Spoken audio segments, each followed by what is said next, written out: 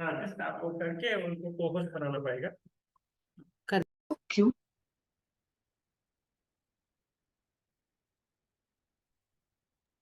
हरि ओम स्वामी जी। हरि ओम तत्सत। हरि ओम तत्सत। हरि ओम, हरि ओम, हरि ओम। Hari Om Tatsat. Hari Om Bilagi, nice to see you. So, shall we chant Omkar 3 times? Close your eyes.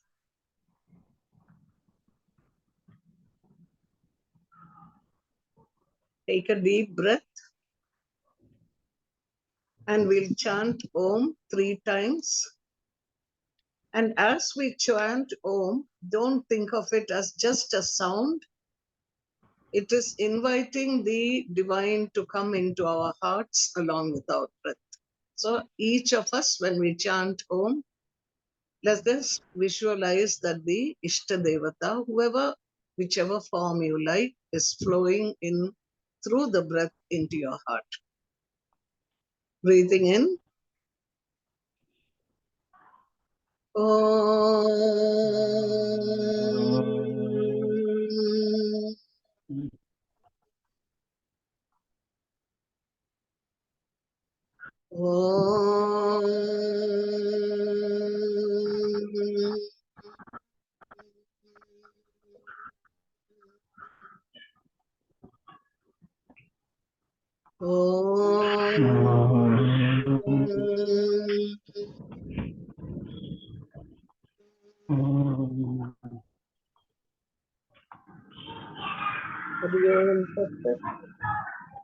Shri Gurubhyo Namaha, Shri Ganeshaya Namaha. So, open your eyes.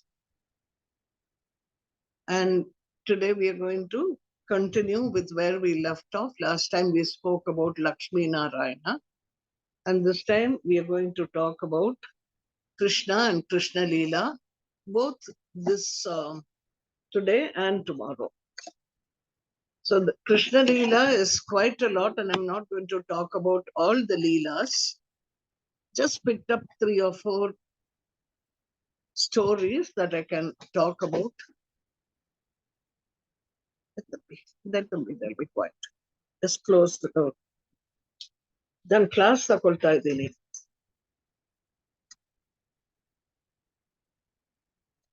So, the Lord and his creation, formed of his energy, Mahaprana, are one and the same. Can you hear me? Hari Om Tat Sat. Yes, Swamiji, we can hear you. Thank you. So, shall I continue? Yes, please. Okay. So, the Lord and his creation, the creation which is formed of his power, his Shakti, are one and the same. So, wherever you find the Lord, his creation will be there. And wherever you find creation, the Lord will be in the creation. So, last week when we spoke about Lakshmi Narayan, his energy of manifestation, that's what we spoke about.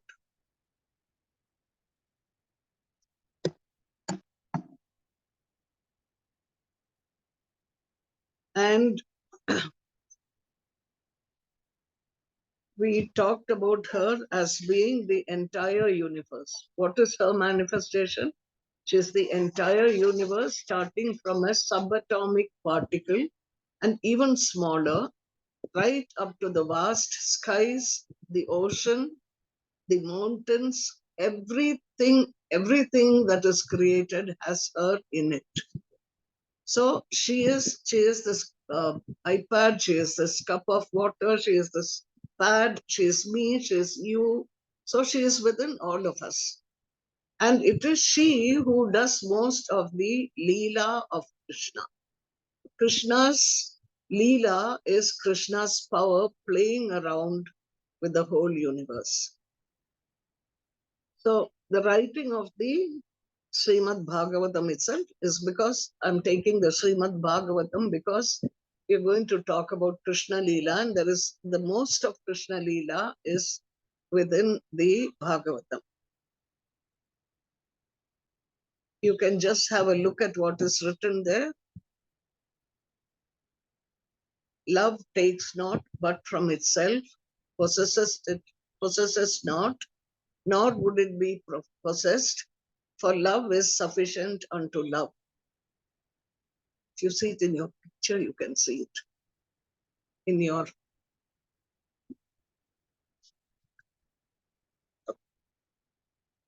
So you will find as we go along, when we talk about the Krishna Leela, more than any other avatar, that it is entirely soaked with love. And let's find out why. When Rishi Vyasa was sitting down one day, he had finished editing the entire Vedas. He had written all the Puranas, all the Upanishads. He had got the Brahma Sutra Bhashyas done, but he was not looking happy. So one day, Narada came there, and Narada said, "Why are you looking unhappy? You ought to be so pleased with yourself because you've done a major achievement, giving the world the Vedas and the Upanishads and all that." So Vedavyasa said, "I don't know why, but I'm just not satisfied on the inside. There's something missing. What can I do to remove that?" So Narada said to him, "You'll get it by and by." He didn't say why and how or anything. And then what happened was, one fine day he had a son, and the son was born with the Parabrahman consciousness, that's the supreme consciousness. The son was born with it. And as soon as he was born, he grew up to about 4 or 5 years. And he said he was walking away. So his father said, "Where are you going?" He said, "I'm going to the woods to meditate." And the father, Vyasa, was upset. He thought this boy is going away and is going to meditate. He's so small. How can he guard against the wild animals? What will he do for food? What will he do for water? So he ran behind the son. And he said, "Come back, come back." And the trees and the flowers and the leaves and the animals, everybody on the way answered. They said, "We are going to go for meditation." And he was surprised. How did that happen? That he asked his son and the whole universe answers him. So he went back home because he couldn't find the son, and he went into a very deep grief. And when he went into this grief, he realized that certain words came out of his mouth. They were very beautiful words. They formed a shloka. Now, he didn't know what it was. And after that, the word stopped coming. He went again into depression. And then his students learned these couplets that he said, learned it by heart. And they went and sat down in the woods and they were singing it for themselves just to learn it by heart. And who should come there but Shuka, that is Vyasa's son who had gone away. He came and asked these students, he said, "Who wrote such a lovely poem?" Because he thought it was a poem at that time. And they said, "Our Guru wrote it. If you like to hear more, come with us and let's go." So this young boy, 6 years old, hardly that, he followed these other boys who had been singing the chant, and he went and he found it was his father who had been singing it. So he said to his father, "I want to learn this." So the father said, "Okay, stay here, I'll teach you this." And the father taught him that. And after learning that little bit, the boy went away again. Now the father went into a little more grief, but not as stark as it was earlier. And what did he do? He went, he sent the disciples back again, because when he was in grief, the words came out. Again, it was like a poem. So the students went back to the woods and they were learning it by heart by repeating again and again. And Shuka got up from his meditation and he said, I want to hear more of it. Will you take me back? So the boys brought him back to the father, and then he learned some more, and having learned it, he left. This happened a number of times, again and again. And in the process, Vyasa learned to handle his grief. That was the first thing. He didn't grieve anymore because he knew that at any time the sun would come back, and when the sun was away, nothing happened to him. So he was comfortable and he went looking for his son. And he found him in deep meditation. He sat there and he started singing this particular chant. And what he chanted was the Srimad Bhagavatam, the entire Srimad Bhagavatam. And because the Bhagavatam is something people say contains the consciousness of Krishna. So we'll come to another part of the story. We'll put them all together. When Krishna was finished with the Mahabharata war, the Kurukshetra war, and then he did what little he needed to do with administration of his kingdom. He went and lay down in the forest in a particular place where his very close friend and cousin Uddhava came. So Uddhava saw Krishna and he had always thought of him as being divine. So he sat down next to him and he asked him a few questions, all of which Krishna answered. And this came to be called the Uddhava Gita. Like the Bhagavad Gita was for Arjuna, this was the Uddhava Gita. And then in that, he also spoke that he was going to leave the body and go away soon. And Uddhava was very upset. He said, if you go away, what will I do? They were very good friends from childhood. He said, I cannot live without you. So then Krishna said, don't worry. I'm only giving up my body. I'm not giving up my consciousness. And he said, in the Rama Avatara, there was a monkey called Bali. In that avatara, I had killed him by standing behind a tree and not letting him see me. It was not a fair fight, but it was a need of that time, which is understood only at cosmic levels. And this same Bali will come back in this birth as I am in the Krishna avatara, and he will shoot me and I'll die.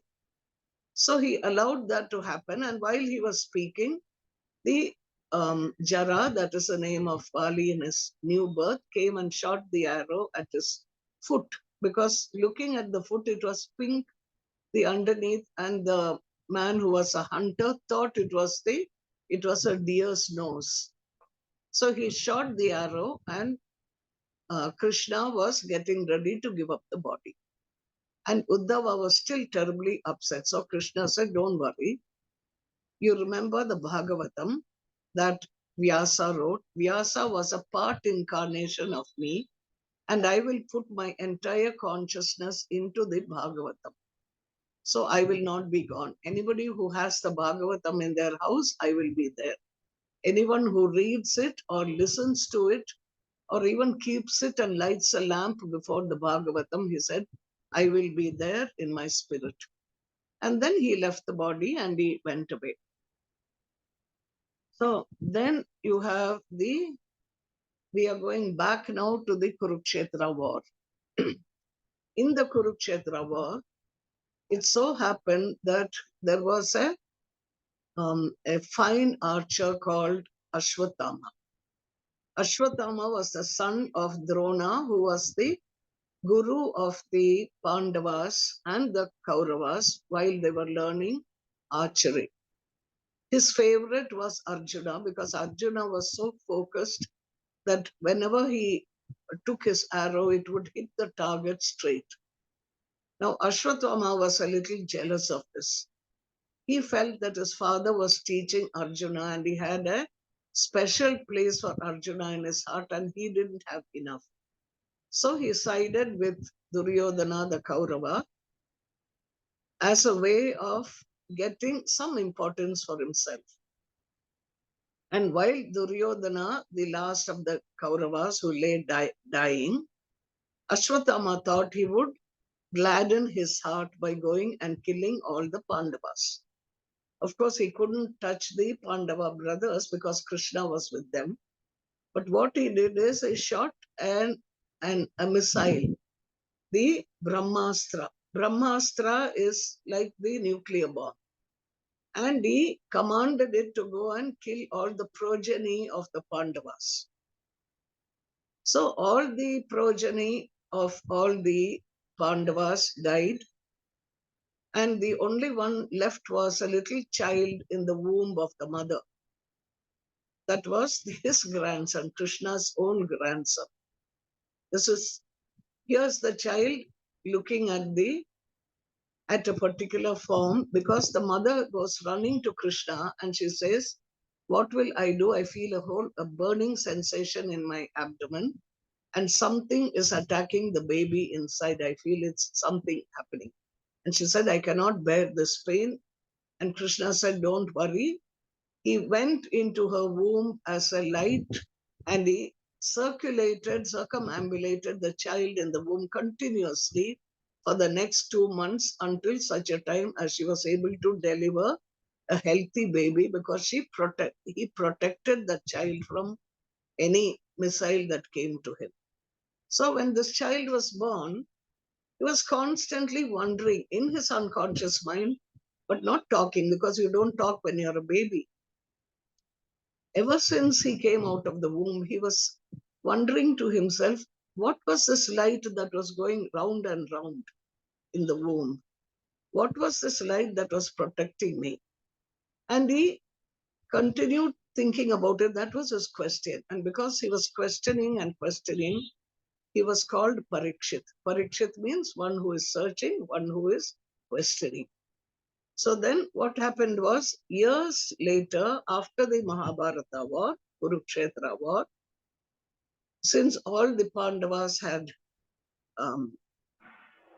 given up going to war, and they were planning to go away into a spiritual retreat, so to speak, this boy had grown up and he was only one of the grandchildren left.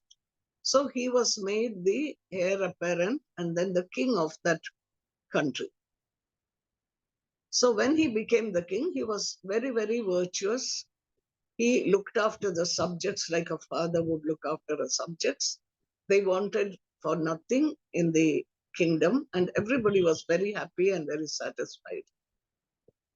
But this question came occasionally to his mind, what was that light I saw? Then what happened was, one day while he was out hunting, he found a rishi, a sage in meditation, and just for the heck of it, and also because he was very tired, he saw a dead snake on the ground. He took it and put it on the neck of this rishi. The rishi didn't know it because he was in samadhi. But the rishi's son came there and he said he was upset to see somebody had put a dead snake on his father's neck. So he cursed the person. He said, whoever has done this will die of snake bite within a month. So then the father came out of samadhi and he said, you shouldn't have done it because this was a good king. He was doing all the virtuous deeds. This was a small momentary aberration. You shouldn't have cursed him that badly. So then when this news went to Parikshit, Parikshit said, okay, I have about 10 to 12 days to live. And he called his subjects and he called all the teachers, the gurus there, the rishis. And he said, what can I do that when I die, I go in peace and I go to the right place? So different rishis there, sages came and gave him different opinions. Some of them said you could give a lot of charity, dhanam, and then that will give you enough merits to go at peace and go to the proper place. But then they said you don't have enough time to do so much of dhanam. Also, you've already given in charity to so many people, so that won't matter. You can't do that. Let them be, they'll come and sit quiet. And you listen to the Bhagavatam quietly. Mathadvarthan and class alideri. Gauraman na irli sumne iri. Bidi. I'm sorry, but the dogs wanted to listen to the Bhagavatam and you can't throw them out, you see. So, where was I? So, then somebody else said that if you chant all the Vedas and all the Puranas, every chant that there is, and you get them by heart and chant it, that will give you a lot of merit and that will be enough to help you to go to the higher dimensions of consciousness. And at this point, Sukha Brahman came there.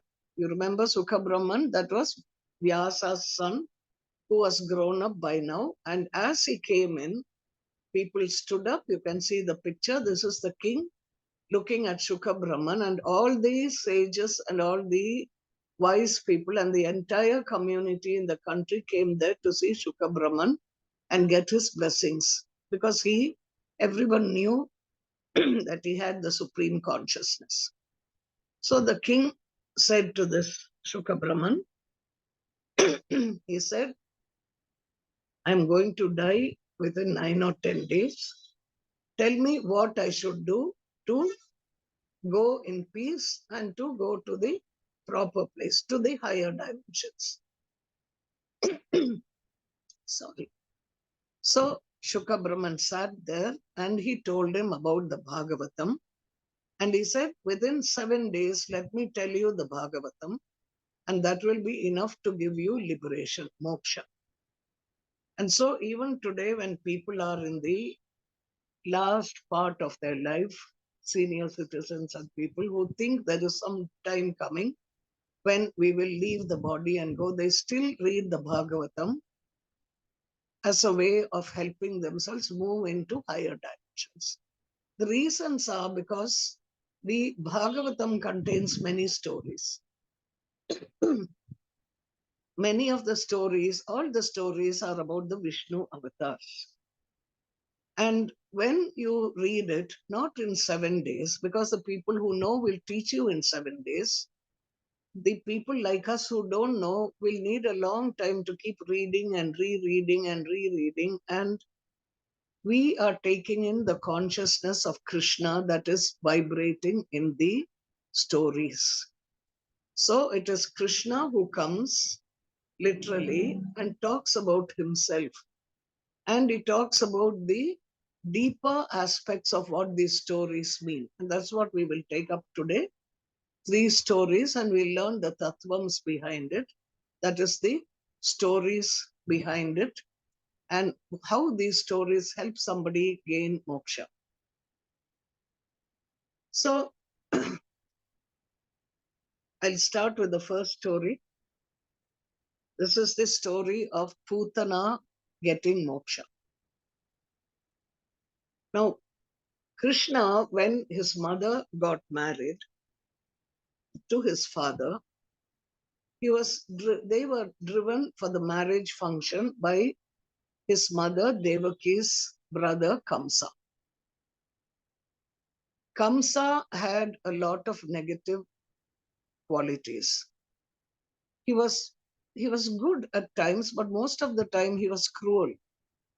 He hurt people in the kingdom, and people were worried about what he would do when he ultimately became the king, because his father was still alive, who was the king at that time.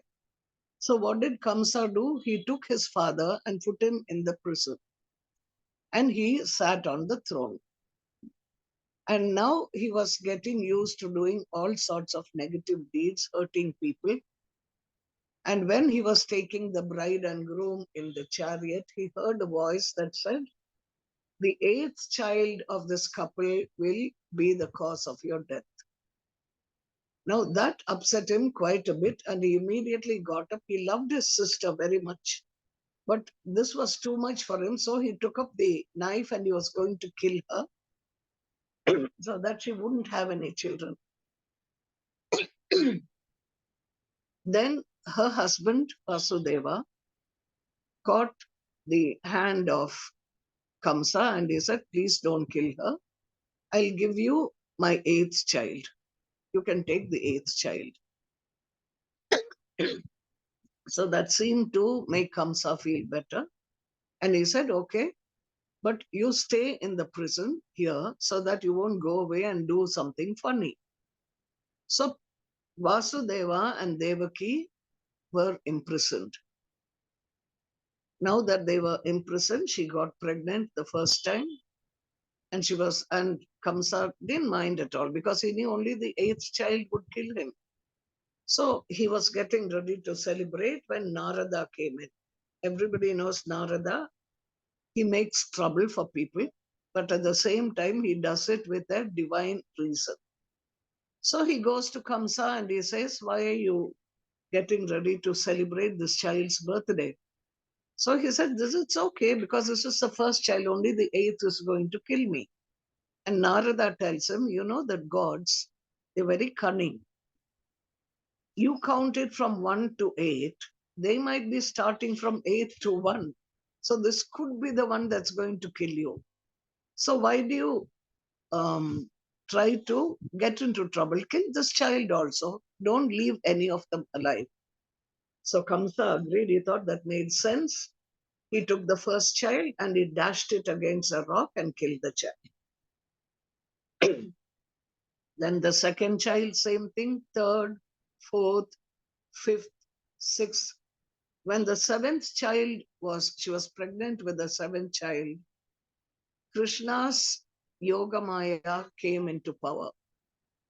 Krishna sent his energy, that is the Yoga Maya, and Yoga Maya transferred the child in the womb to another wife of Vasudeva.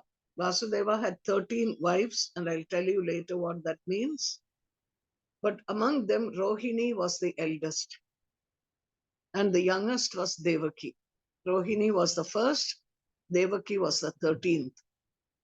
So he transferred the child in the womb of Devaki to the womb of Rohini, and they gave an impression that Devaki had had a pregnancy like an abortion, a natural abortion, but then the child grew up in Rohini's womb, and she gave birth. And this child was born very strong, so they called him Balarama. Then what happened to the 8th, when she was pregnant with the 8th child, the Kamsa knew this was it. So day and night, he kept thinking about his death. He kept thinking about who was going to be born as the 8th child and who was going to kill him. So he kept a very strong eye and he told the guards also, don't let anybody enter, don't let these people go out. And he put a double lock on the prison door that nobody could open except himself. Then on a particular night, when the star Rohini was above, a child was born to Devaki and Vasudeva in the jail. And the child came born like Vishnu with the 4 instruments that he has in his hand, the Shankha, the Vakonch, the Chakra, the terminating factor, and the mace and a lotus. And he gave them the darshan and he said, don't worry, nobody can touch me, but you'll have to do something to help me about it. And he told Vasudeva, carry me in a basket and take me across the river Yamuna to the house of Nandagopa. Nandagopa's wife, they were cowherds, Nandagopa and his people. He said, Nandagopa and his wife are there, Yashoda. Yashoda has just given birth to a baby girl. You place me there, bring that girl and place her next to Devaki. And let Kamsa believe that she has given birth to a baby girl. So then what happened? Excuse me. Vasudeva took Krishna in a basket and he said, how am I going to get out of the prison? There's a double lock. Then Krishna immediately became a baby. Till now he was having he looked like Vishnu. Now he became just a baby. And the locks opened by themselves. The door opened. Vasudeva goes out and the guards go into a sleep. Vasudeva goes to the river Yamuna and he says, how am I going to cross this places? Thunder and lightning and rain. So then he said, anyway, the Lord has commanded and I'll go. As he went in, the water started, it was rather shallow to start with. And then water came to his knee and then it came to his chest. And by the time it came to his neck, he was actually getting a little apprehensive because there was this child in the basket and he had to take the child safely across. And if you know the Yamuna, it's a very complicated river. The Yamuna stands for the Ida Nadi, as the Ganga stands for the Pingala Nadi. So the Ida or the Yamuna is feminine in nature and very much like a woman. You cannot know what time her moods will come upon her. And as he was walking and he thought, I'm lost, the river came up to his chin and the little baby put his foot out of the basket. And when he did that, the Yamuna touched his feet and then came down. She just came down and made a pathway for Vasudeva to cross over. That's all she wanted. And the Lord knew that. So she gave way and he went across took the baby and left it on the bed next to Yashoda. And he took Yashoda's girl child and he came back quietly and he placed the child next to Devaki and the lock came on, the prison door shut, the guards got up and the child was crying. So Kamsa, who had been thinking of the child day and night because he was afraid for his death, he heard the cry and he came running to the prison and he said, okay, this is the 8th one and I'll kill this child. And after that, I don't have to be worried. So he took this girl, little baby girl, and he caught her by the feet and he was going to dash her onto a rock when she slipped from his fingers. She went up and then she said, the person who's going to kill you is not me. He is alive and well and what is meant to happen will happen.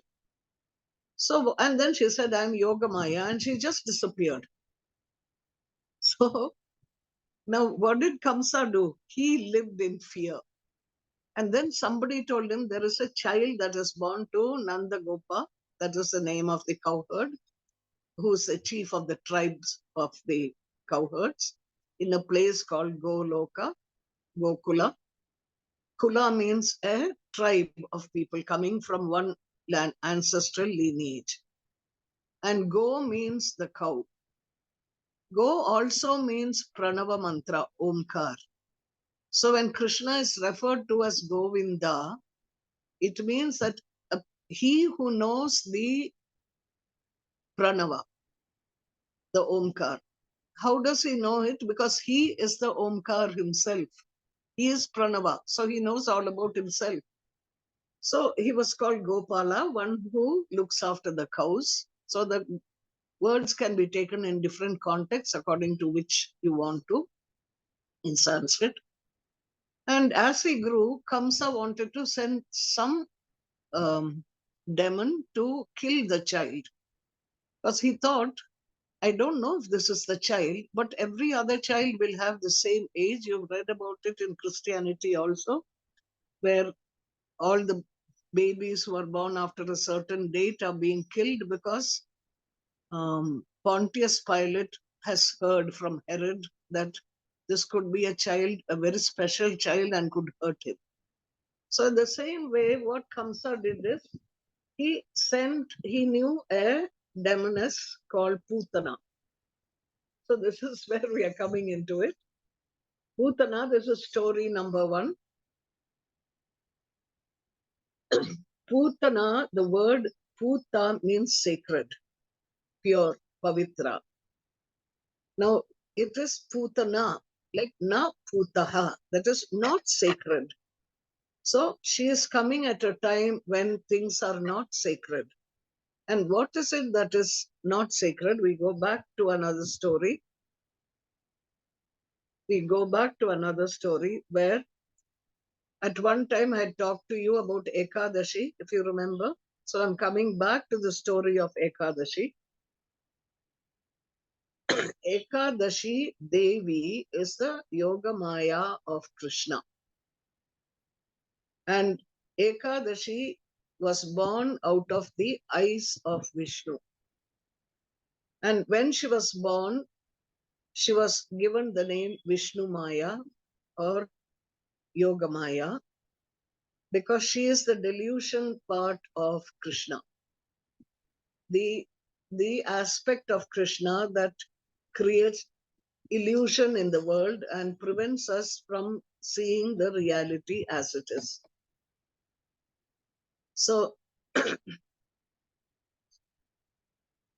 Ekadashi, it means 11. Krishna or Vishnu's number is 10 because there is one only. This is Advaita, where you say there is only one God anywhere. You can call him by any name you wish, but there is only one supreme consciousness. And one time when he was sleeping, two demons tried to attack Brahma, and Brahma ran to Vishnu, and Vishnu was sleeping. So what did Yoga Maya do? Or Krishna Maya, Vishnu Maya, you can call her any of these names. She came out of his eyes and he woke up. And she was responsible for giving him the strength and deluding Madhu and Kaitaba in the Chandi part. If you've read the Devi Mahatmyam, the first story. And Krishna says, who are you? He asks her. And she says, I am Ekadashi. I'm the 11th. Your number is 10 and I'm the next one. So it is, I'm 11th. So how does she become? What is 11? Here you have to see, we have the 5 karmendriyas and the 5 jnanendriyas. The jnanendriyas are the eyes, ears, nose, mouth, the tongue, and touch. The organs of cognition and perception. These are 5. Then we have 5 karmendriyas. They are organs of action. Hands, feet, the genital organs, the excretory organs, and the tongue in speaking. The tongue plays a dual role. So now you have 5 karmendriyas and 5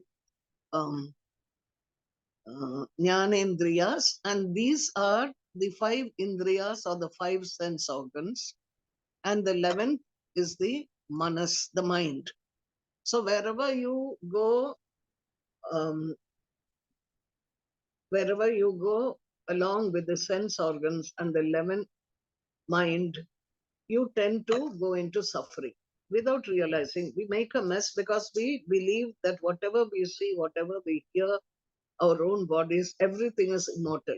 We never think that it is transient. So it gives us suffering. That is why they say on Ekadashi day, don't try to do anything sinful because it will come true. And what happened? Why is this that Ekadashi is like this? When the creation happened, there was a creation of a person called Papa Purusha. That is, Papa is sins and Purusha is a man. Man who is, all your sins are, all that you do negatively are all in a Papa Purusha.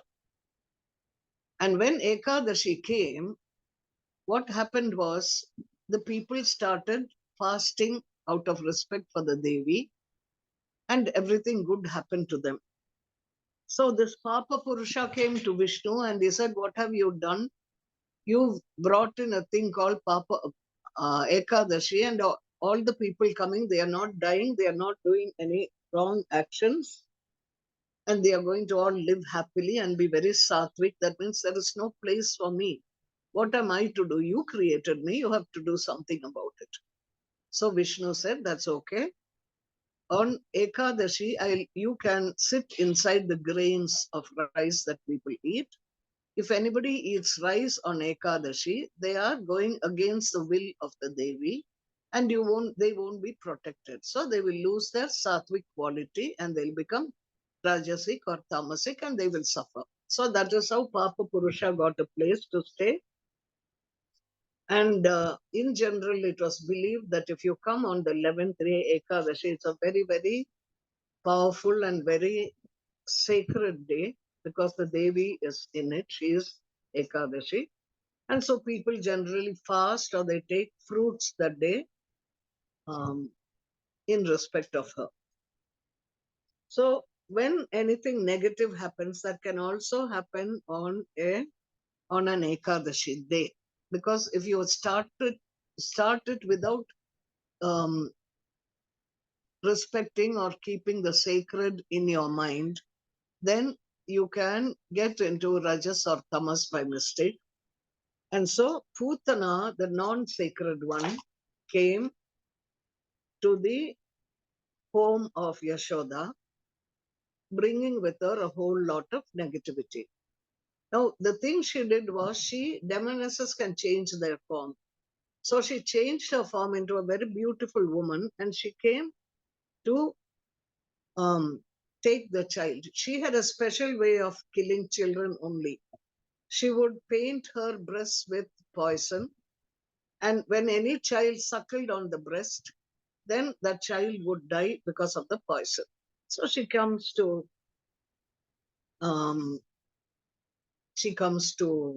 Yashoda as a very beautiful woman, and she says, "What a sweet child! Can I carry the child?"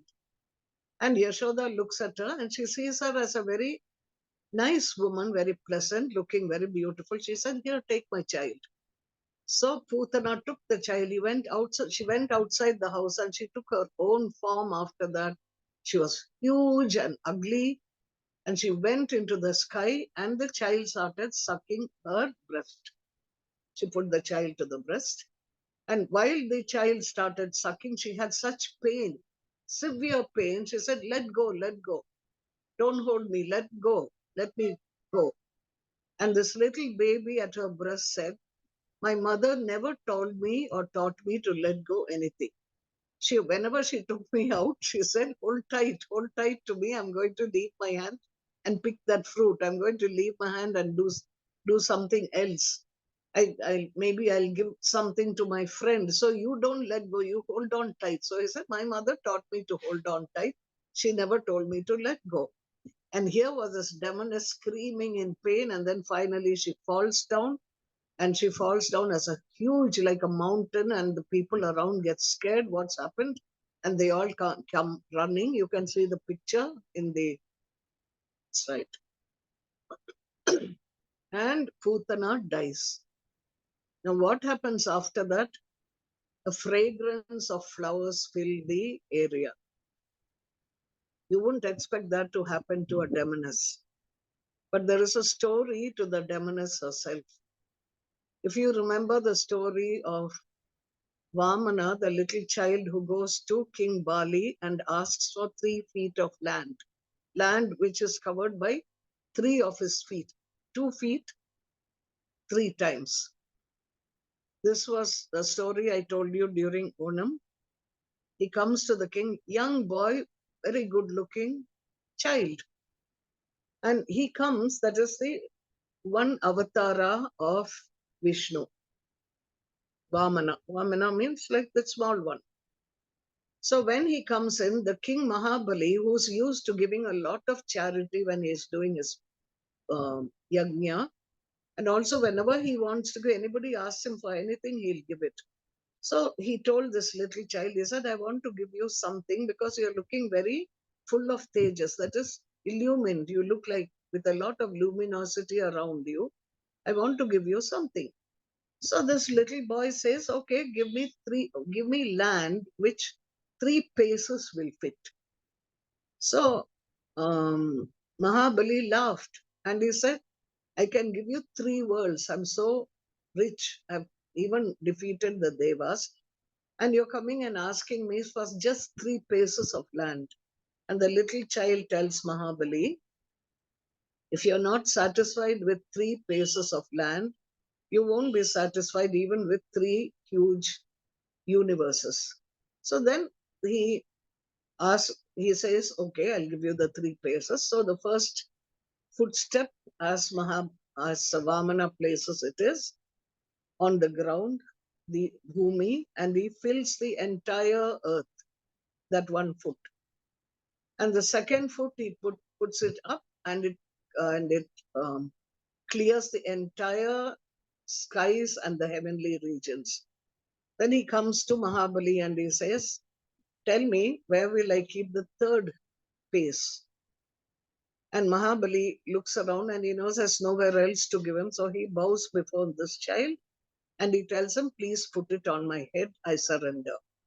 So Krishna puts his foot the 3rd time on Mahabali's head and he pushes him down to the nether regions. And he tells him, for all the good that you have done for everyone, you have to enjoy. That is your karma. So you enjoy in Patala, that is the nether world. And he says, because I've seen the devotee in you and the goodness within you, I will stand as a security guard for your kingdom down there, and I'll see that nothing negative comes and disturbs you anymore. So this is what I mean by love when I wrote that first. You saw what was written, everything is love. We think we love people, we think we love our ambitions, our desires, our expectations, but it is nothing compared to the love of the divine for us. Because what is pure love? Pure love is something that doesn't ask anything in return, unconditional, irrespective of what you are and who you are. Now, why did Putana get this demon's body and then had to die that way?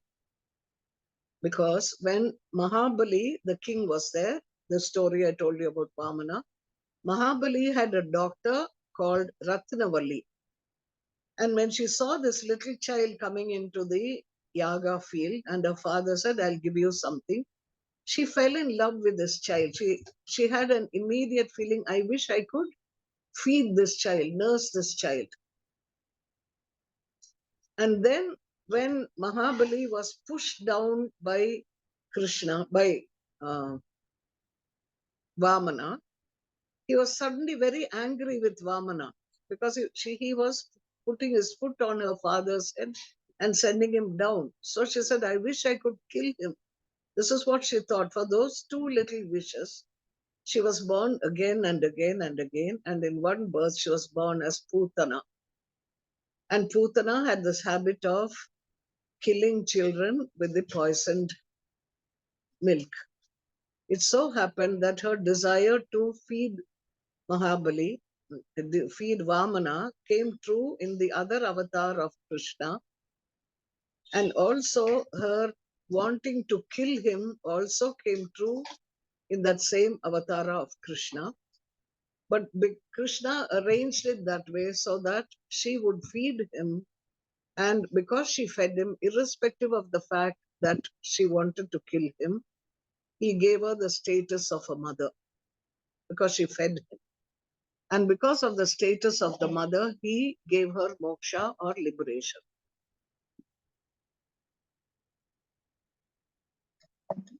So that is the first story I'm telling you.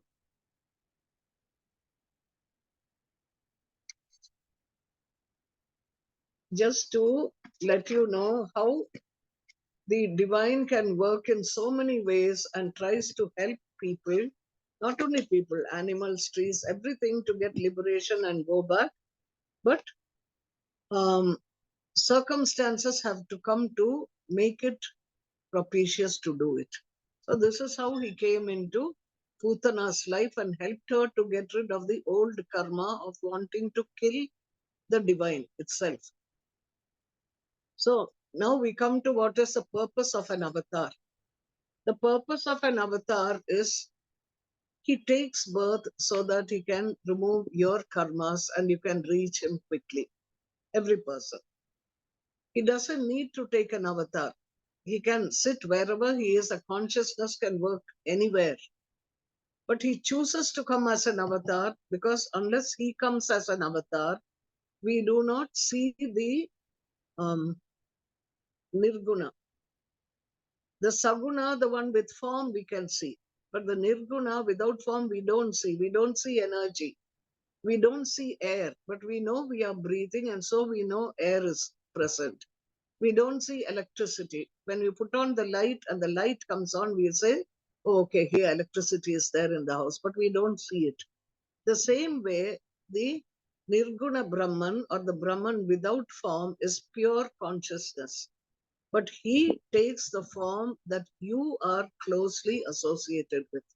Either you can love that form as an Ishtadevata or you can hate that form, which is what Kamsa did. He hated the idea of this form coming and killing him. So he looked at that form with hatred and fear.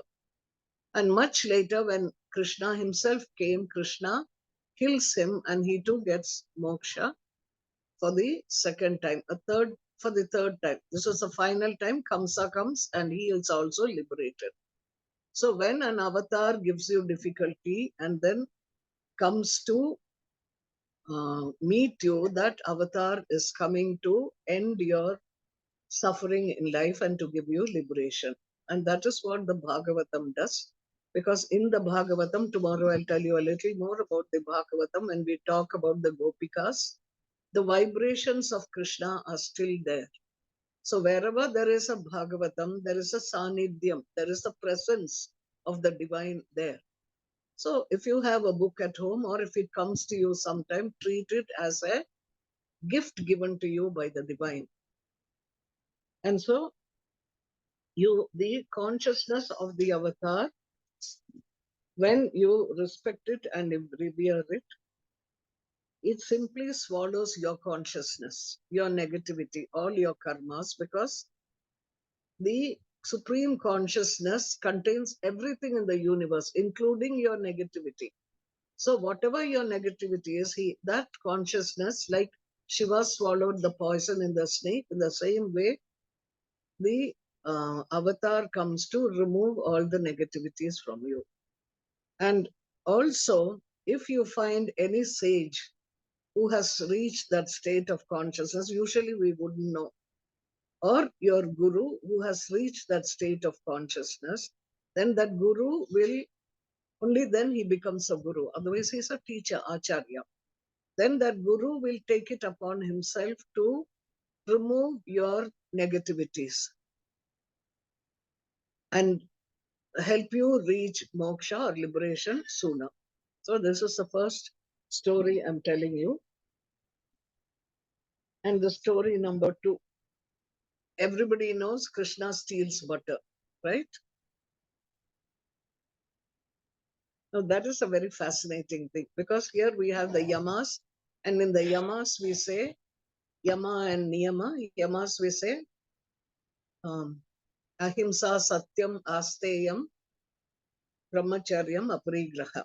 These 5 are the yamas, qualities, the virtuous qualities that are pertinent for every individual in the universe. It's not culture specific. Asteyam is integrity. Integrity is not stealing. And here you find a story full of Krishna stealing butter. Then he goes on to steal clothes of the women in Gokula, in Vrindavan. Then he'll go and steal the hearts of people. So this is just to tell you that steyam, asteyam is not stealing. Steyam is stealing.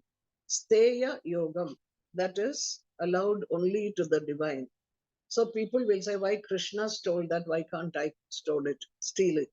You can when you become Krishna, but you can't do it with this body and this mind.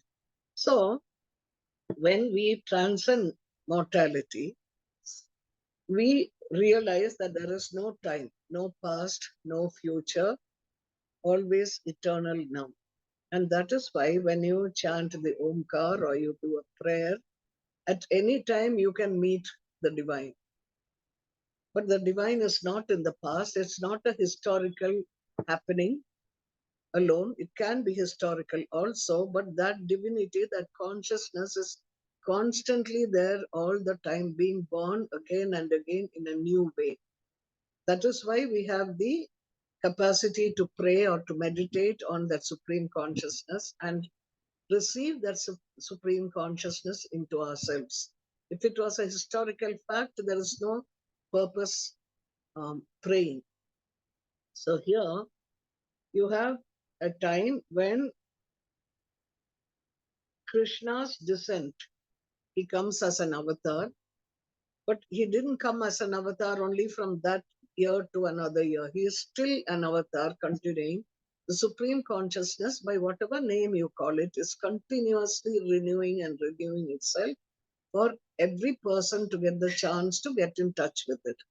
But we are so caught up with the forms and with the bodies and the things that are so tangible that we don't notice that this something else is constantly with us. So here when Krishna coming is an ethereal present, and it refers to the Sukshma Sharira, not to the Stula Sharira. It's not the gross body, but the subtle body that we have, which is waiting for it. When here we are not talking about human time. And in the Krishna, Bhagavad Gita, Krishna says to Arjuna, there never was a time when I was not, or you were not, Arjuna. What he means is he is present all the time. So was Arjuna, but in many forms that he didn't recognize as being part of divinity, like we are today. So here Krishna, the consciousness, is constantly manifesting himself and is adored as a divine baby. You can adore any baby as divinity. That is why in every religion you adore the babies. It is Balakrishna or Balarama, Balarama, or you might say the infant Jesus. It doesn't matter what name you give, but that consciousness is born fresh again and again and again in a new way. So you will find that Krishna steals butter. Krishna lived among the cowherds. And the cowherds, the women there, the gopikas, they would set milk and make it into buttermilk, and then they would take curds out of it, and then they would go and sell the curds in the market. So Navanitam is the word for butter in Sanskrit. Navanitam means a fresh butter that you get by churning the cosmic matrix in the Tattvam. That is when you see it in a deeper level. It's not just milk and butter. It's also called for the cosmic matrix. What is the cosmic matrix of flux all about? Amid everything in the cosmos, vibrations are going on and on and on.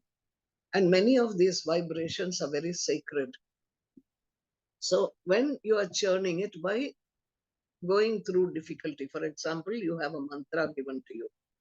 Now you try repeating that mantra all the time. When you get a mantra diksha, we are so happy because we think now this is taking us straight up. So we start chanting. In a half an hour, we are tired of chanting. We are looking at something else and getting back. Or there are people who will try it for a whole day. At the second day, they said, I can't do it anymore. So these negative qualities, as well as the positive vibrations that you have brought out by chanting, go into the cosmos. And these are called aksharas. Akshara means an alphabet. Akshara also means that which cannot be destroyed. Shara means something that can be destroyed. Akshara means something that cannot be destroyed. So these are the aksharas or the syllables that come out from these vibrations, like the pranava that we all chant. And it also means the fresh butter that you get by churning the cosmic flux. Now, This is called Navanitam. So Krishna is called Navanita Krishna. They would also say Navanita Chora. Chora means the thief, thief who steals butter. Now, when you are churning this butter, when it is warmed with cosmic love and compassion, which comes from the divine, then its presence is realized at the infinity of the created space. You can only see that far, maybe up to a horizon. You can't see beyond that. But till then, that creativity comes and it envelops you because of its love and compassion with the positive vibrations, and you remain a positive person. That is why Swami Niranjan used to say, Mana Prasad. That is the prasad of the mind. The happiness of the mind should always be there. Even if something negative comes, look at it with a positive mind. There is something good coming out of it. Because God doesn't send you something negative. We choose to make it so. So when you do that, when you see that, it is called clarified butter that is not yet flowing, and that's called sarpis in Sanskrit. Then when it reaches the limits of infinity, that is this, you've got positive vibrations around you, maybe for a meter, maybe for 2 miles, maybe for 5 miles. Maybe you're a very good man, it'll go for the whole of your country. But then when you're moving higher and higher, not only your positive vibrations, they are joined by the cosmic vibrations of the divine. Like, sometimes a father will tell a child, you put, and banks or somewhere they say, you put 20 rupees, we'll put 20 rupees extra for you. Something like that, no? Banks are there, and or insurance or whatever. So you put so much of vibrations of positivity, the divine sends so much back to you through other people who are also thinking positive. And that way you make an army of positivity around, like spiritual warriors protecting the world from collapsing. This is called Ajyam. Then when this consciousness gets illumined by experience of the person, of the presence, if you go on chanting and if you get more and more positive, a time comes when you start becoming illumined from the inside. You people know that you are a holy person, by and large.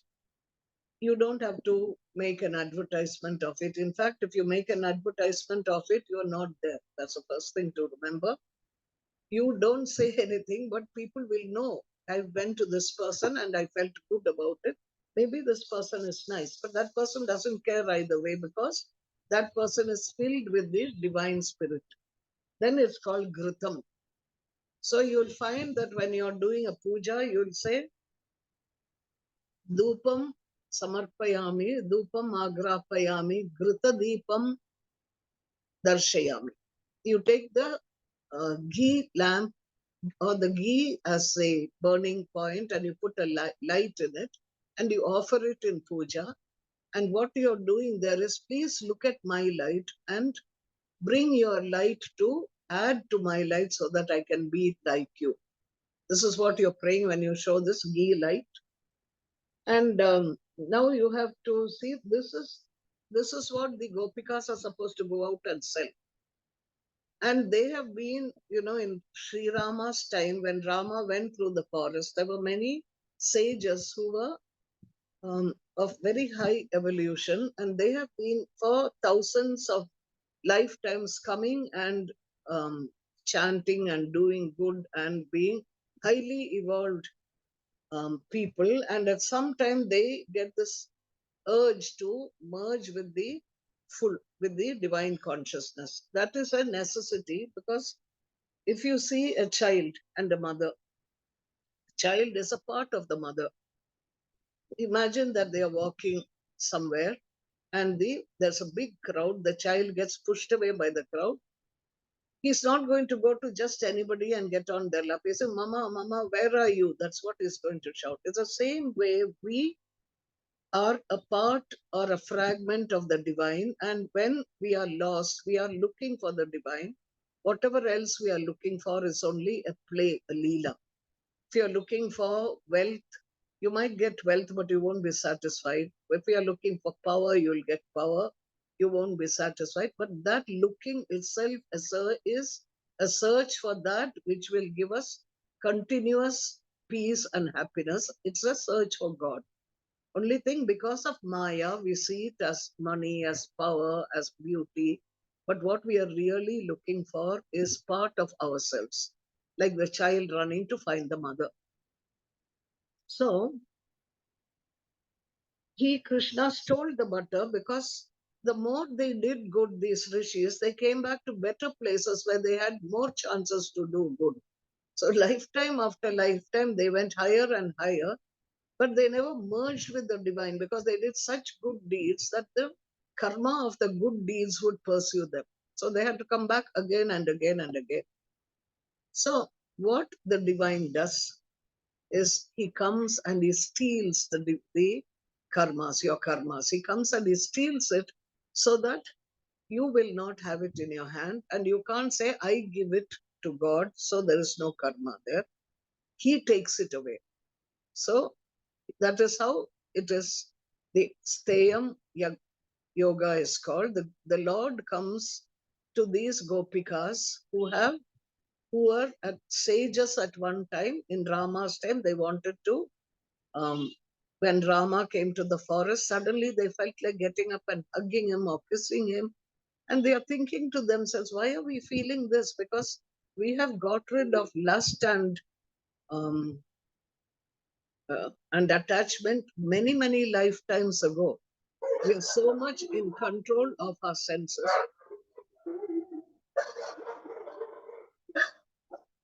If you tell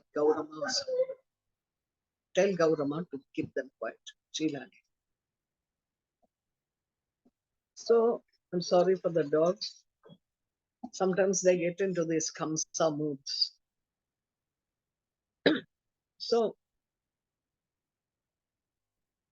the Lord comes without giving them a chance to give him the karmas, the good karmas, and without giving him a chance to chance for themselves to say, I gave it. The I has to go, you see. Only when the I goes, the true spirit comes up. So he comes and he takes away, he steals away. If he takes it away in your seeing, you will run after him because we run after our karmas. But he takes it away without your knowing. And when he takes it away, that much of your lifetime of suffering is cut down and you can go and merge into the divinity. So this is the story and the tattva of the stealing of the butter. And the tattvam, as I told you, so anything that is alive in the which is a fragment of God, the pictures here, fragment of God starts going towards the whole, wants to be part of the whole. But here was Krishna, he came, not only stole the butter, he took it and he gave it to his friends who were standing around. And he hid from his mother. You can see in this picture, the mother hearing a sound is coming. And he gives it to all the monkeys also. The tattvam there is, he is giving it to other people who are monkeys like we are. You know, other people whose minds are floating, jumping from one thing to the other, one thing to the other, like monkeys. He is giving them that butter, and when he gives it, he is giving them the blessing that they too will sometime come towards him. So here you can see his looking behind his friend is looking behind the pillar to see if the mother is coming because they hear footsteps. So you remember that the freshly made butter that the women have brought on their heads is their karmas. They are doing it so they can sell and live comfortably to feed the family. But Krishna comes there and he watches. And if you have something good and you're a good person, imagine, say I'm a good person. And then I feel very complacent. Wow, I'm such a nice person. It's like the yogurt being put into the milk because the I has come in and taken credit for something that belongs to the divine. So when you have this complacency, the mind itself, which is nice milk and butter, starts curdling and it becomes like yogurt, curds. Now, what happens with that curds? We usually put it into a blender these days. In the old days, they would put it, they had a churning stick and they would churn like this, and the whole thing would come up fresh. And you would take the top of the good butter and you would keep it. And you either ate some of the butter and some of it would be taken and warmed up so that it becomes liquid ghee. Liquid butter will become liquid ghee. Then when the liquid ghee comes and you pour it into the oven, the yajna that you're doing or the fire ceremony, what you're doing, you're feeding the fire.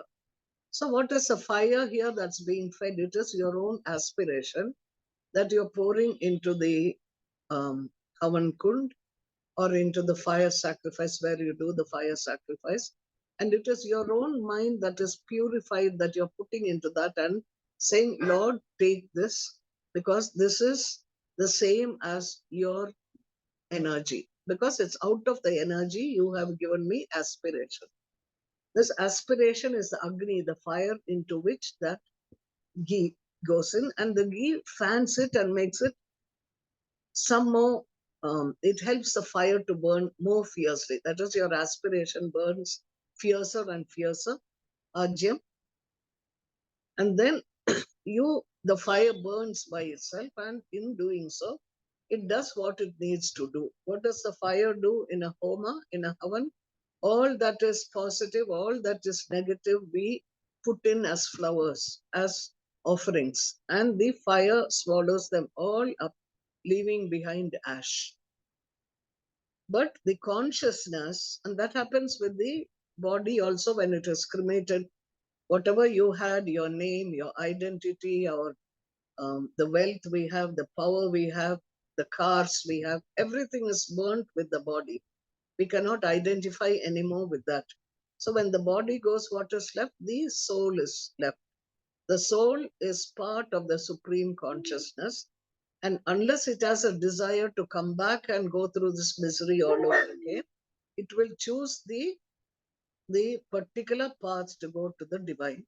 So this is what Krishna's stealing of the butter means. From Navanita to Sarpis, Agya and the Ghritam. And that is the Ghritam. When you don't do a fire sacrifice, you keep a little light in front of the divine. When you sit down for puja and you say, I'm giving you this ghee light, make me also luminous like that. Remove the darkness of my ignorance. So this is the second story. And the third one is Krishna eats the mud. You've got 20 minutes. So one day, led by Balarama, his elder brother, you remember I told you about the child that was transferred, the ovum. Now, the children come, the other friends, and they come and tell Krishna's mother, Yashodama, they say, your son is eating mud. And she's horrified. So she runs out and she finds him sitting on the ground. And she says, are you eating mud? He says, no, I'm not eating mud. Look at my mouth, he says. So, always God is telling us, look at me. But we don't look because we are not seeing. So she says, open your mouth and let me see. So he opens his mouth. And when he opens his mouth, what does he see? He says, she sees the entire universes in the mouth. She sees the trees, the plants, the planets going around, the various universes. And she forgets herself. And then she sees Brija, the place where they are, and she sees herself also asking Krishna to open his mouth and him opening it. The whole thing she sees, and suddenly her buddhi comes to the fore. Till now she was nothing. Now the buddhi comes in, and with the buddhi comes discrimination. That discrimination is called viveka. And at that point she's thinking to herself, is this a hallucination? Or is this a real revelation? Or am I imagining this whole thing? And then she says, no, the Lord is with me. And it's the Lord who has put this Maya into me, which makes me think that I am Yashoda, Krishna is my son, Vasudeva is my husband, and all these other children, they are coming to steal butter, ghee, and all that. The whole thing is an illusion. She feels that, and for that second, she is with the highest consciousness.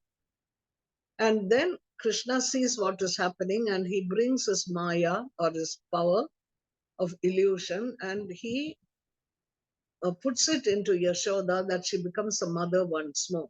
She gets Putra Sneha, an identity. That is, she, Putra Sneha, Putra means child, son, Sneha is love, love for the child. When she has love for the child, she has an identity. When you have an identity, you cannot see the cosmic reality. So immediately she loses it and she looks at him and she says, how can you eat? I see that you don't have butter in your mouth, neither do you have mud. And then she takes him and goes inside, not realizing what she saw. And that is what happens to many um, people who sit in meditation also. They suddenly have an inkling, a minute of synchronicity, and then at that time, because we are so tutored to think of various other options, we think maybe it's a hallucination, could be it's a delusion. And this is what happened to Muhammad when he went to the Mount Hira and he saw the um, angel Jibreel as light, which says chant the Quran. And he's so frightened. The first day he comes out with a severe pain and he falls on his wife's lap, his head, and he hides his face under the parda and he says, I'm afraid what is happening. And then she says to him, nothing can harm you because you are a good man, you take care of everybody, and because you are a good man, God will not bring anything to hurt you. So she was his support when he was going through the process of meditation in the beginning. So then she says, the Upanishads, the Shukabrahman says, remember Shukabrahman is saying the story to the king, Parikshit. Shukabrahman says, this Hari, Hari means the energy that pulls you towards itself irresistibly. You can't stop it. If you're a fragment, you will go towards the whole. You cannot help it. So this Hari, Shukabrahman says, whom the sages are running after, who is in the Vedas and in the Upanishads and in everything, he became a mother to Yashoda. So then Parikshit is very surprised. He says, what merit did Nandagopa and Yashoda do to get this very special gift from God? Even his biological parents like Vasudeva and Devaki did not get it, he asks. And Shukadeva says, when Brahma asked all the gods and the Adityas and the Vasus, because there was so much of negativity in the world and Krishna is going down, and he says, all of you take forms, they are energies. He says, all of you take forms and go as different people into the universe to help Krishna. And the eldest of the Vasus, who is called Drona, and his wife Dara, they came to him and he says, when we are born on earth, let the highest devotion to Sri Hari appear in us. So Brahma said, so be it. And that was the boon that they asked for, which gave them the gift of having the child play with them, and they lived through Krishna's childhood years. Now, one little thing more I have to tell you. This is Vasudeva means the imprisoned light. Deva means light. Vasudeva, which is everywhere, he was the imprisoned light because he was imprisoned in the prison, in Kamsa's palace. But these are tattvams you have to understand. Everybody is an imprisoned light. We are imprisoned, but by our identification with the body and the mind. So we don't see the soul. And he had 13 wives. He represents the Anahat Chakra, which is the beginning of bhakti. The devotion comes at the Anahat Chakra. That's what he represents. And then he has the eldest wife is Rohini. That's the first one.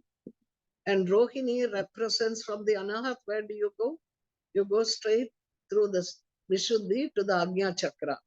Rohini is the Agnya Chakra, and the Agnya Chakra is very, very powerful and can be ferocious also in pushing you upwards or downwards. So Rohini was his first wife who gave birth to that transferred child who was called Balarama.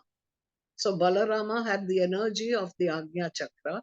So he was very, very powerful and he was a unifier. He brought everybody together, whatever it was. And it was because he said this to Yashoda that Krishna is eating mud. It was because he said it that Yashoda got the gift of being able to look into his mouth and see the entire universes, the Virata Swarupa or the Vishwarupa of the divine. Now, Devaki is called the Dwadashanta. Someone once asked me, what is Dwadashanta? At that time, I didn't know. I said, I don't know. From the Agnya Chakra, if you keep your hand, this is my Agnya Chakra, you keep 10 paces and then 2 more. This is where your Sahasrara is. Your Sahasrara Chakra, which comes into, it's not in the body. None of the chakras are in the body. It's in the Sukshma Sharira. So, when he is married to 13 of them each represent one dimension of consciousness till they go to the Sahasrara Chakra. And there he is referred to as Krishna is referred to as the unseen glory, which is born of the infinite light, that is Vasudeva, which is imprisoned in jail. And Devaki means the glory of that light. That is his parents. And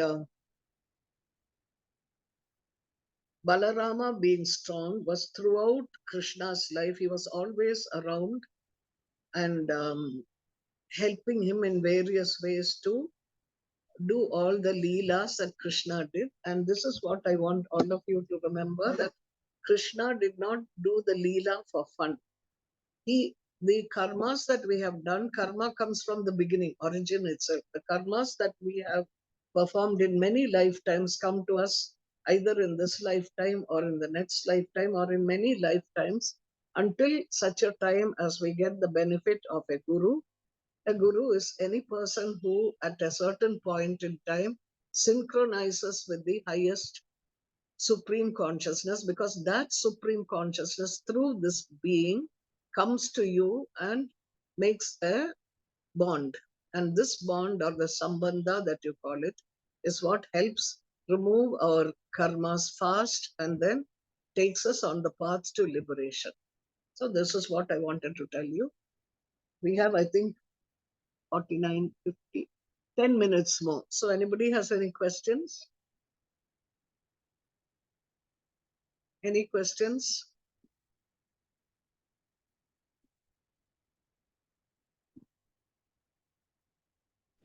Swamiji, could you Hari Om Tat Sat, this is Hari Om. Alka. Yeah. You said that Mahalakshmi Ma and Krishna Bhagwan are in some way related. You said in the start of the talk. Could you just speak a little bit more about that?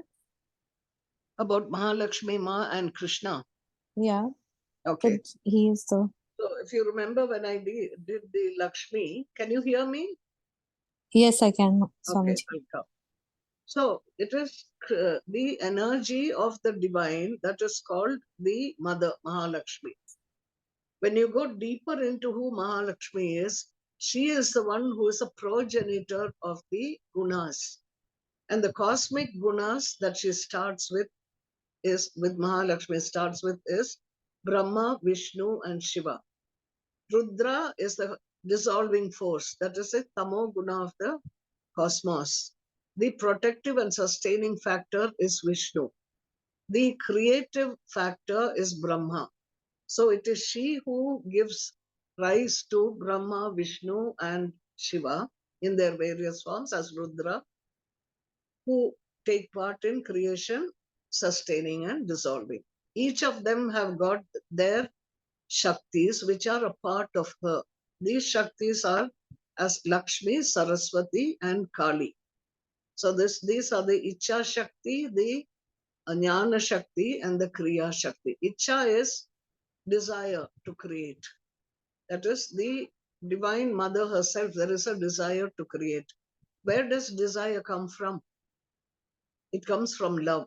So everything is born out of love, true love, independent of what that form looks like. So she makes many, many things that she manifests as. She doesn't create, she manifests as. That is, a part of her becomes you, a part of her becomes me, the part of her becomes the table, a part of her becomes the seasons. She is Mahalakshmi. Now, when you're talking of the energies of Lakshmi, Saraswati, and Mahakali, they are joined together. It is just one consciousness taking many forms. There she is called Durga. And this Durga is also called Mahalakshmi. She's also called Mahasaraswati. She's also called Maheshwari. And this consciousness takes many forms. And one of the forms that she takes is of Krishna. So when you go into the Shakta philosophy, they will tell you that she is Krishna himself. And in the Devi Bhagavatam, she will say that in my male form of Krishna, I enchanted the Gopikas. So that is how you know that this is the connection between them. In Krishna, each avatar used one Shakti, one aspect of Shakti to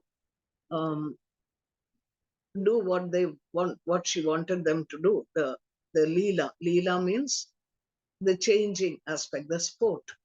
In Krishna Avatara, in Rama Avatara, it was Tara, and in Krishna Avatara, it was Kali. Kali is time. She brings on time and she cuts time whenever the time is over, the warranty of our lifetime is over, and she goes. And that is how, when Krishna was born, there were many incidents that happened in time itself, which was so relevant. For example, Ratnamala coming at a time in time when she was born in Mahabali's time, in Vamana Avatara. And then time comes to kill the child, Parikshit, and it comes as a chakra of light which goes round and round as he is a child. And when this Bhagavatam was taught to him in 7 days by Shukha Brahman, the question that he had all the time in his mind, what was this light coming round and round, that gets answered.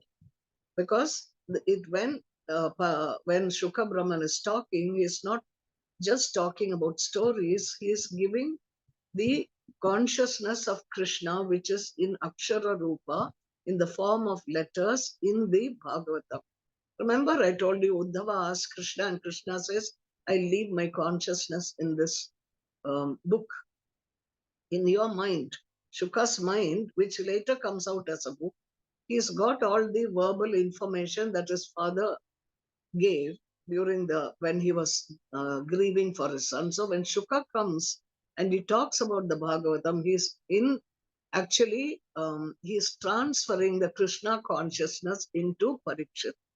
So by the time it is 9 days, Parikshit is ready to leave and go, because he has realized that he is a part of Krishna and he is a part that will never die. He is immortal, like everybody is. But he realizes that, and so that question is answered. There is no more questions for him to ask, and he goes with peace unto he is liberated. So this is the sambandha between Devi and Krishna. They are Krishna. the same. The Devi comes as Krishna. Krishna is the Devi. Even Ma Tripura Sundari and Krishna Bhagwana, there's a story that links the 10 Mahavidyas with the 10 avatars of Vishnu Bhagwan. Yes, So, yes. The Ma Tripura Sundari, when you talk of her, that this is the great mother we are talking about, the divine mother. And she has these Navadurga forms. And it is said that the avatars of Vishnu each came from one nail of her hand. You have 10 fingers, there are 10 avatars. Each avatara has one Shakti behind him. or the way it comes out. For example, the Agnya Chakra. This is Chinnamasta. Chinnamasta, is terrible to look at. This is the Shakti behind Narasimha, the lion face and the body. So like that. So it is her Shakti, the infinite mother Shakti, which through the Shakti, she brings out everything, including forms of her that are consciousness. Because remember, her consciousness is not separated from her dynamism. Your consciousness is asking the question. My consciousness is trying to answer. We are not separate from our power of answering or asking. We are the same. So this Devi is this, apart from saying that every avatar had one consciousness behind them, had one dynamic force, which is called the Dasha Mahavidyas. That's why it's not the Dasha Vidya, Mahavidyas, because they're part of the divinity of the mother that comes into each avatar and works through them. They're just different Krishna's aspects. They're just different aspects of her energy. Yeah. And the mantras will be similar also. For example, Kali's mantra is cream. Krishna's mantra is clean. And in the mantra shastra, Ra and La are interchangeable. Right. Thank you so much, Swamiji. You're welcome. You're welcome. Hari Om Swamiji. Hari Om, that's it. 2 more minutes. If Devanand were there, Swamiji. he would have taken a whip. I'm joking. Just Swamiji, one question from Ashrama. One patient from Ashram, Swamiji. Yes. Yeah, I want to know. We hear the words like avatar, ansha, and tattva, right? So, like we say Shiva avatar and ansha of Shiva or Yeah. Shiva tattva. So, is it the same or is it different? I just wanted to understand. Okay. One thing. Tattva comes from 2 words. Tat. Tat means that. Tattva means thatness. In other words, you are you. You cannot be me. I am me. I cannot be you. I have a certain quality that stays with me, which makes me who I am. This is called tattva. The chair has a tattva. It's in a sitting sort of mode and it is standing. The computer has a tattva because you use electricity or electrons or digital or whatever you call it. It's a specific combination of stuff. That is called a tattva of something. It means the essence of something. So when you say Shiva tattva, the essence of Shiva you're talking about. That the essence of anything is tattva. Then you have avatar and amsha. Avatar means that which comes down, avatarana. You have this supreme consciousness and you cannot have the whole thing at one time. It's too much to be able to handle until you expand your consciousness to that point. So this consciousness comes down in different ways and keeps pushing you up. Get on, get on. I'm here. I'm walking with you. Take the first step. That is why you'll see Bhuvaneshwari, as Kali is time, Bhuvaneshwari is space. Space anywhere, inside, outside, anywhere. She will sit with a gourd and a pasha and ankusha. Pasha means a noose. She's giving you all the lovely things that you can wish for, get attracted to, and get attached to. She's putting that on you because this is what you are, your tattva. But she says, don't sit there with what you're attached to.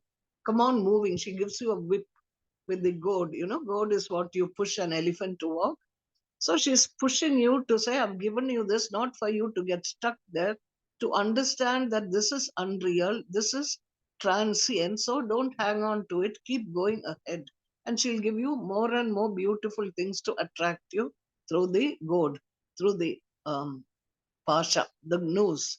As you go along, if you become a highly evolved being, you get siddhis given to you. And siddhis are very exciting. You can walk into somebody else's mind. You can become small. You can become huge. These are the qualities that Hanuman had, Anjaneya, if you remember. the Ramayana story. But Anjaneya was a portion of Rudra Amsha. Now you are talking of Amsha. The Avatarana is the energy coming down and becoming something for working out a Leela. The Amsha is a portion of it. The whole thing doesn't come. So Shiva's Amsha is Rudra, the dissolving force, and that Rudra is Anjaneya. So that is why Anjaneya or Hanuman came with all these Ashtasiddhis, but at no point he used it for himself. It was all only for Rama. To the extent that even when Rama asked the question, should we let in Vibhishana or not, immediately Sugriva will say, no, we should not, because he is, if you find a brother who is against his brother, how can we trust him? That is very interesting, because Sugriva was against his own brother Vali. So then Rama asks some other Angada, the son of Vali. He says, what shall we do with Vibhishana? Should we bring him in or not? And Angada says, let's bring him in, but let us keep the spies around to see what he is doing. And at the end, Sri Rama looks at Hanuman, who is standing quietly at the back. Hanuman is the only person who has met Vibhishana when he set fire to Lanka. He never comes in front and says, hey, ask me, I know. They don't know about Vibhishana. He doesn't say anything. Then Rama asks him, Anjaneya, what do you say? So Anjaneya says, I think we can let him in. So Anjaneya was the picture of humility, although he was Rudra and Amsha of Shiva. This is why he was a Rudravatar, he is called, because he sets fire to Lanka. He can be ferocious when he wants against negativity, and extraordinarily humble and lovable when it comes to the good aspects. So that is an Amsha, a portion of the whole energy which comes down from the Supreme Consciousness. Understood? Okay. Yeah, thank you. You're welcome. Now I think we have to finish here, no? If you have any question, you write to me and I'll answer it, or I'll bring it up tomorrow. You can write on the WhatsApp. And tomorrow we are going to a very interesting subject, the Gopikas.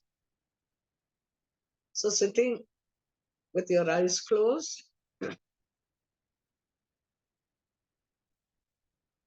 what I have talked and what you have heard is both the Bhagavatam, remember? So it's a vibration of Krishna that has come like the breeze and enfolded us and gone.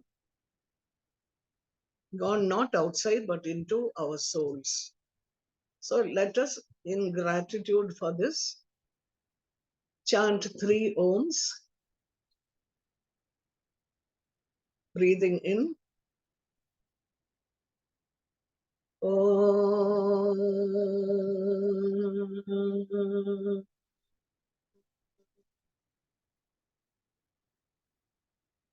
Om.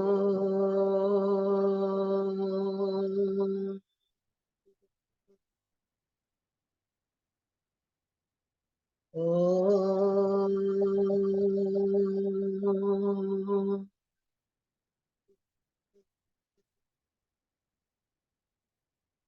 Sarvesham swastirbhavatu. Sarvesham shantirbhavatu. Sarvesham purnam bhavatu. Sarvesham mangalam bhavatu. Om Shanti Shanti Shanti. Harihi Om. Hari Om Tat Sat. I don't know how to put it off.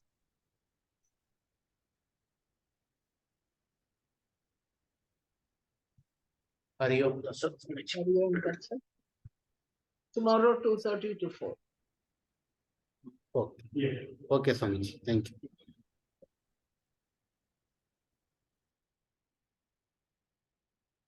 Just take-